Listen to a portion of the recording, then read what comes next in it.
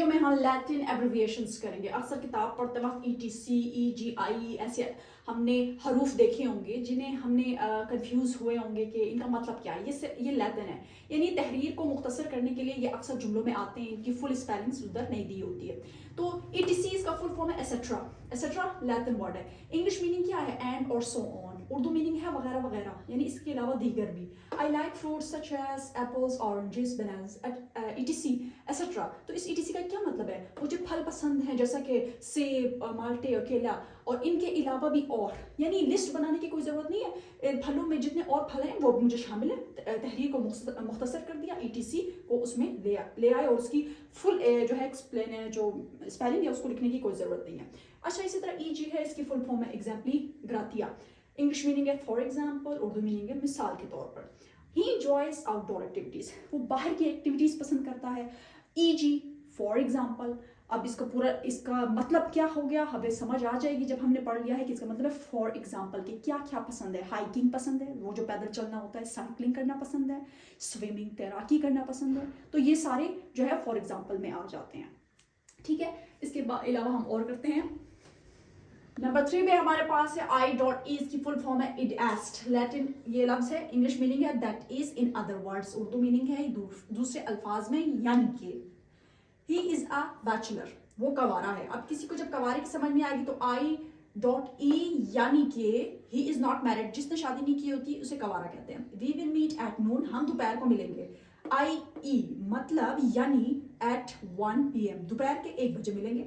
Vij विदालिसट, English meaning है नेमली, that is to से। Urdu meaning है खास तौर पर, यानी इसका भी यही मतलब होता है। यानी इसमें वजाहत कर रहा है कि कौन कौन शामिल था। 2 countries were involved, 2 ममालिक शामिल थे। विज यानी नेमली, यानी खास तौर पर कौन कौन था? इंडिया एंड चाइना, भारत और चीन। 2 students were absent, 2 जो है तालिब इल्म जो है वो गैर हाजिर है। अब कहेंगे खास तौर पर कौन कौन, तो यानी नेमली अली एंड हमजा।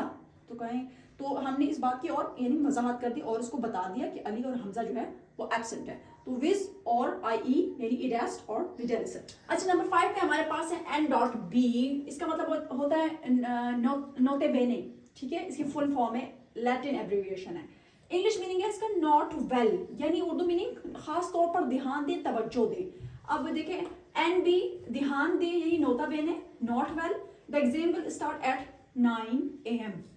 तो इस चीज को ध्यान में रखना है। अच्छा, NB यानी नॉट वेल या nota bene, the meeting has been rescheduled to Friday, कि मीटिंग जो है वो दोबारा होगी, रीस्केड्यूल किया है फ्राइडे तक, यानी फ्राइडे को दोबारा होगी।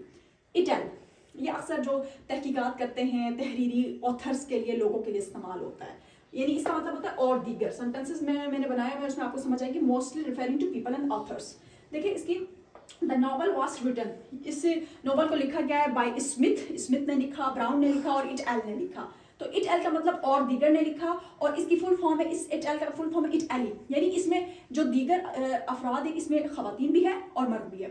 अब देखिए यहाँ पे नंबर 2 पे है सारा फातिमा, सारा है, फातिमा है, इट एलिया। तो अब इट एलिया जो है ये खवातीन के लिए, इसमें जो जो शामिल है इसमें सिर्फ खवातीन है, इसमें जो जो शामिल है इसमें मर्द भी हो सकते हैं, खवातीन भी हो सकते हैं। ठीक है, रोड दिस आर्टिकल के सारा, फातिमा और इट एलिया और दीगर खवातीन ने इस आर्टिकल को लिखा। तो ये ओनली फॉर फीमेल, यहाँ पे ये इसकी फुल फॉर्म है, वहाँ पे वो फुल फॉर्म है।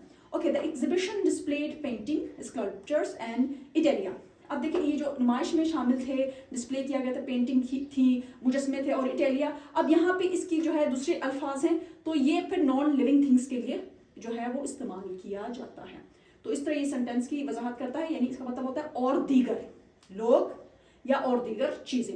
आई होप कि आपको जो लैटिन एब्रिविएशन मैंने इस वीडियो में बताई हैं 6, ये आपको समझ आ गई होंगी, और जहां भी आप इंशाल्लाह दोबारा इन्हें कहीं देखेंगे तो आपको इनका मीनिंग वाजिया हो चुका होगा।